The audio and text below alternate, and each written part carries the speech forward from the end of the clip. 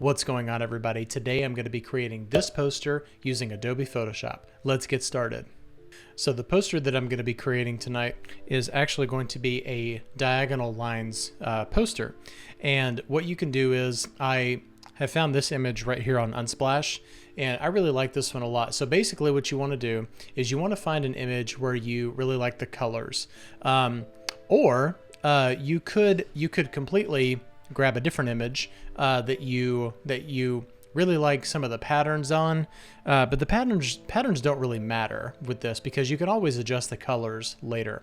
So what I'm going to do is I'm going to grab I think that the Single Row Marquee tool is going to be a good one for this, and I really like the range of colors like right around this area. Okay, so the first thing I'm going to do is I'm going to hit Command J on the keyboard, so it puts it on its own layer here. So I'm going to right click on this, go to duplicate layer, and put that in a new file. Okay, now as of right now we don't really see a lot of what's going on, but I am going to adjust the sizing of this. I think maybe like a 12 by 18 or something like that. There we go. Okay, so back to square one. So the Single Row Marquee tool, and I want to maybe grab some of those oranges in there. I think that's pretty cool. Okay, so now we'll do this again. Bring this up. Oh, turn off auto select. It's the bane of my existence sometimes. And actually, I think that I grabbed the wrong layer. So let's go over here, bring this up here. Okay, so what I'm going to do is I'm going to do Command T and hold down the Option key while I do this. And this is right here, as you can see, it returns this really cool effect where we're seeing all of these colors that are in here. So I'm going to do Command T and rotate this. I think I like this right here. So what we'll do is we'll grab this right here and resize this going across here. And this is really cool because you can, create your own abstract art. There's all kinds of different ways to make abstract art in Photoshop. So let's enlarge it just a little bit more. There we go. Okay, so this is actually going to be our base for this, and from this point there are all kinds of things that you can do. You can go in and change the colors, you can change the levels, the curves, you can add in some texture to give it a nice tangible feel. But first thing I'm going to do is I'm going to zoom all the way in, and as you can see, because we've selected rows of pixels here, everything is nice and sharp already. But I'd like to just kind of experiment around and just see what we can do. Maybe I can apply like an oil paint effect to this just to kind of really make it as smooth as I possibly can.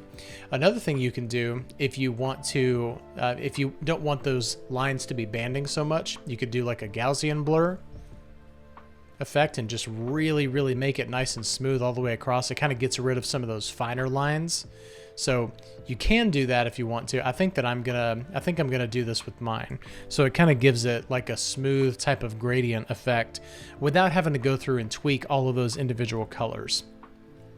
All right, so I'd like a little bit more of a dynamic feel to this. So I'm gonna go into the curves and just play around with it and see what we can do. I'd like those rich pinks in there. So I think I'm gonna create a pretty good amount of contrast between those pinks and the blues, and I definitely want those yellows to show up a little bit more. I think those are really cool. I think this is getting a little bit too harsh.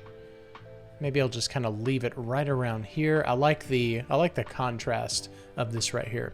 So as I mentioned earlier, you can always go in and change the colors, and a way you can do that is going to your hue and saturation right here, and you can completely change the colors. Just kind of slide that color spectrum around.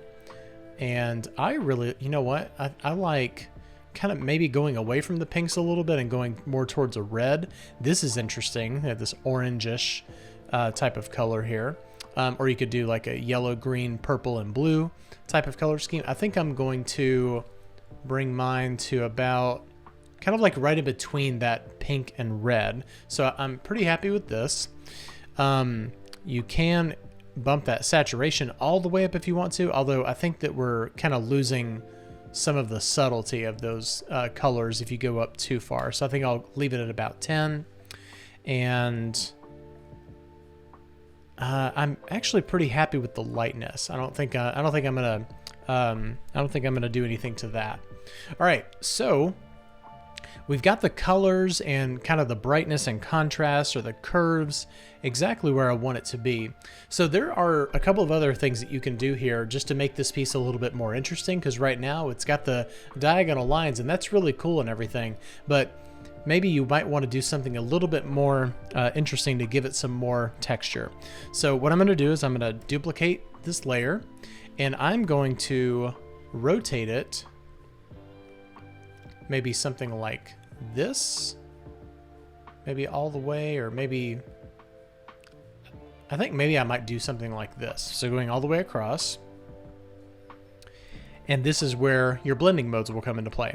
So you can, while this is sitting on top of it, you can create some really cool effects right here, kind of make it look like, you know, kind of like you're looking inside a piece of jewelry or something like that. Might be pretty interesting. This is really cool. I like overlay is typically my best friend. Hard light is actually a pretty cool result as well. Linear light is cool. I'm getting some Christopher Reeve Superman vibes looking at this. It kind of looks like the Fortress of Solitude a little bit. And okay, I really like the color right here. I think that's pretty cool. So I think what I'll do is I'm going to duplicate this one more time and maybe do something along these lines. I think this is pretty cool right here. And we'll try a different blending mode for this and just kind of see how much more depth we can introduce here. This is pretty cool. I like that. That's got some good dimension to it. And just kind of playing around with it. I think overlay is a good one. And actually, I may leave it at that. I may leave it at overlay. I think that that's really cool. I am going to, just because I don't want it to look so symmetrical, I think I might actually kind of back off on the rotation a little bit and maybe do something along these lines. I think that's really interesting. Okay, that's cool. I like that. All right, so let's go in, zoom in at 100% here, and what I want to do is I want to, just to be on the safe side, I want to reapply some of these oil paint filters here. So let's see what happens when we reapply that. Hopefully it'll help to kind of clean up some of those lines a little bit. And then I'll also go in and reapply the Gaussian blur filters. Okay, yeah, that's definitely cleaning that up, so that's good. And maybe I'll back off a little bit and go down to 5 and then do the same thing here.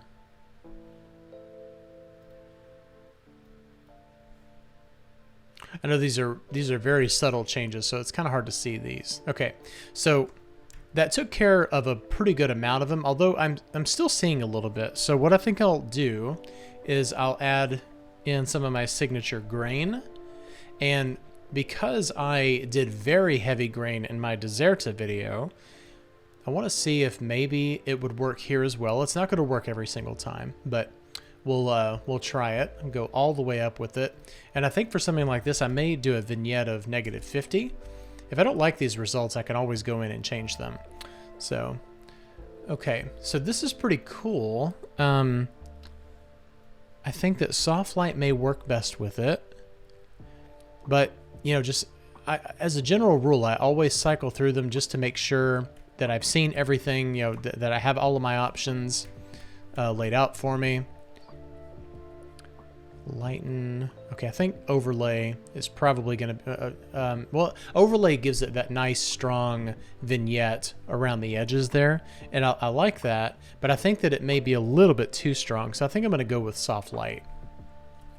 And another idea that I just had, and I think I'm going to do it, is I'd like to see about bringing out some of those white areas and just kind of making them glow a little bit. That might be a really cool effect. So let's go into Distort and Diffuse Glow.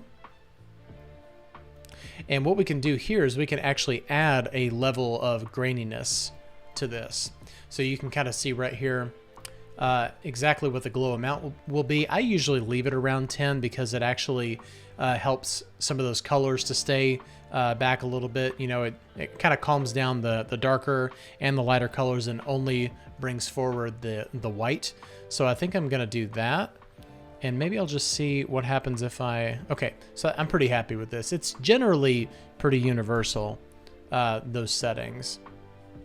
So let's see what that does. Okay, that's way too bright. Okay, it's kind of hard to tell when you're looking at one layer at a time. So let's go in and bring the glow amount probably down to like a 3. And try this. Okay, that's a little bit better. I think that it's still a little bit too strong, so I think I'm gonna bring it down to 1 and see how that looks. Okay, that's good. That's kind of what I was looking for at the beginning. I just wanted a nice subtle glow. So that's good. And it's really interesting, actually. This is kind of giving me some like 90s trapper, like Trapper Keeper vibes. And I wonder, just out of curiosity, what would happen if we duplicated one more layer and maybe did something like this? You know, kind of like, it's interesting, actually, now that I look at it. I see a lot of different things when I look at this. I see like an abstract pound sign or a hashtag. I guess I just aged myself, didn't I? 80s baby, 90s kid. To me, it will always be a number sign. All right. And then I think I'll do overlay for that one because it kind of brings out some of those white, that white glowing a little bit more. I think that I'm just gonna try, just out of curiosity. This is some of the best stuff right here, is when you're really exploring all of your options in Photoshop to see what you can do. Because I think that right there in the center, that's interesting. I think that right there in the center, there's not really a whole lot going on there. But what I can do here is, let me open up some of my textures and see what kind of stuff we can apply to this. Generally my go-to is paper, but I'd like to maybe see if I can find something else, maybe like a grunge texture. That might be interesting. So we'll put it directly underneath the grain filter. And I think that might actually help liven up some of the texture that's right there in the center. And the reason I keep it under the grain filter is so that the grain layer is so that the grain layer also applies to this texture that I've just dropped in here. So before I do anything here, I want to maybe sharpen this a little bit, kind of get rid of some of that fuzziness. And then let's play with some blending modes and see what we can do. I like some of the areas where it's taking the texture and applying it only to the lighter areas. So I may do something like that. I really did like color burn there, but this is interesting too. Overlay, what it's done is it's taken that texture and it's kind of applied like a nice even filter across all of the colors. So that's nice. Some of these other ones are way too harsh. So I think I may actually keep overlay and then just back it off a little bit because I think it may be a little bit too strong. So we'll take it down to maybe like a 50%. And I feel like that right there in the center just gives it a nice, you know, it gives it a nice little bit of texture without looking like some empty space in there. And another thing you can do, and let's just kind of play around with it and see how it works or see how it looks, is you could drop in some interesting brush textures here. So maybe something like that.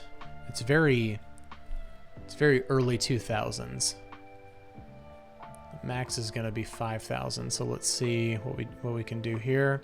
And if anything else, or if nothing else, what we can do is we can, you know, just do kind of this big splotch right here and bring up the size of it so that way we don't see any of the edges.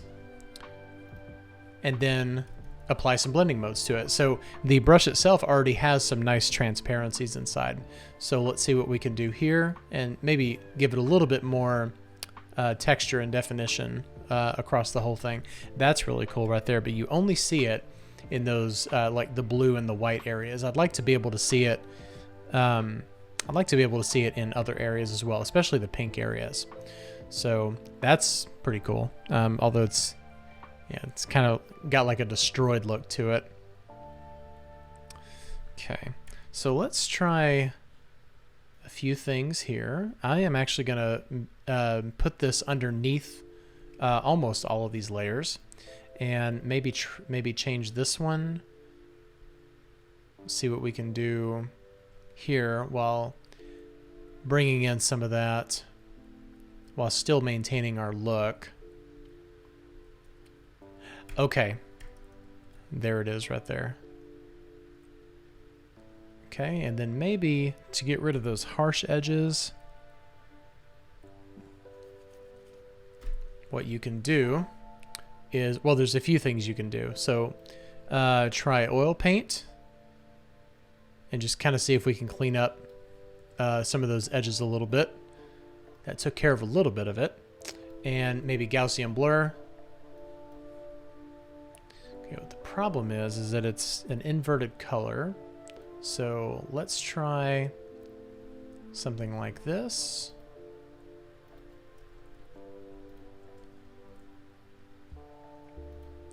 And then, okay, that didn't work out exactly how I wanted it to, but that's okay. The joys of experimenting in Photoshop. You never know what's going to happen. You never know what kind of result you're going to get. I think I'm going to do this again, but just keep a nice normal blend. Maybe a you know what? Hang on. I just realized something.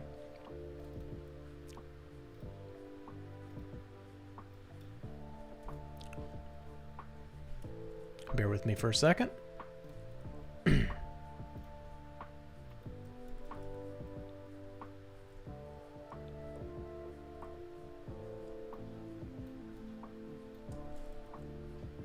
Okay, that helps a little bit. So now what we can do is we can command click on this, modify, contract, maybe by like 2 pixels or something, invert our selection, and then try some deleting around there. That's pretty interesting right there. And maybe back it off a little bit, of course. So yeah, we're getting some pretty cool definition in here. And I like the idea of spreading it across the entire canvas. Yeah, that's pretty cool. And actually, I think I like it so much that I'm going to do, I'm not going to go through that entire process again, but I'm going to do something similar to it. So maybe we'll just grab a different brush and we'll max it all the way out just to give it a little bit more definition here.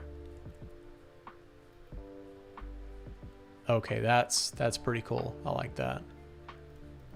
And maybe one more just to kind of vary it a little bit.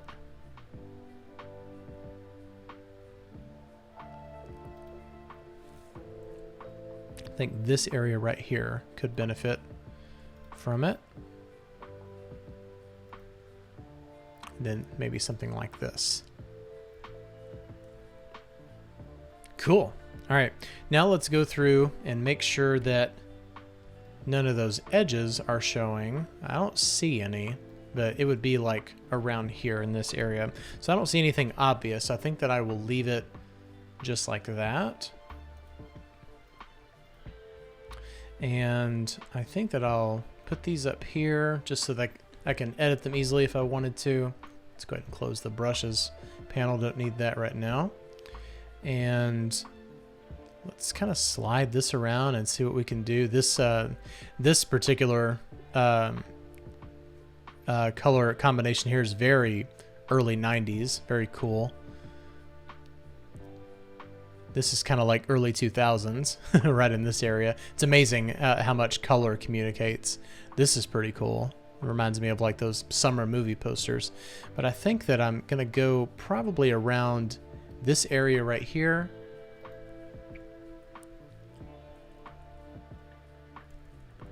I think I'll stick with 40. Yeah, good stuff. And maybe, I think that saturation may be a little bit too high, so I'm going to just back it down to that. Let's take a look at everything. I think what I might do is I think I'm going to add one more layer of noise, since we have a lot of, since we have a lot of harshness going on in here. So we want to kind of mask that a little bit.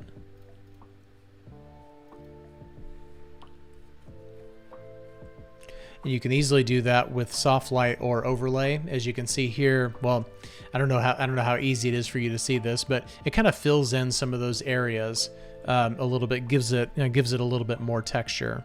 If you wanted it brighter, you could go with overlay. If you want it darker, you can go with soft light. But I think either way, it's going to work just fine. So here we go. This is a nice abstract art piece that we just kind of played around with making in Photoshop, and lots of really cool colors and textures, and I could easily see this hanging on some artist's wall. Heck, I may even put it in my guest bedroom or something. I think it's really cool. Maybe a little bit loud, but I do think that it turned out pretty cool. Well, I hope you enjoyed watching me make some abstract art tonight. If you like this video, please hit the like and subscribe button below. It'll keep more videos like this coming directly to you. Thanks for watching and have a great day. Bye-bye.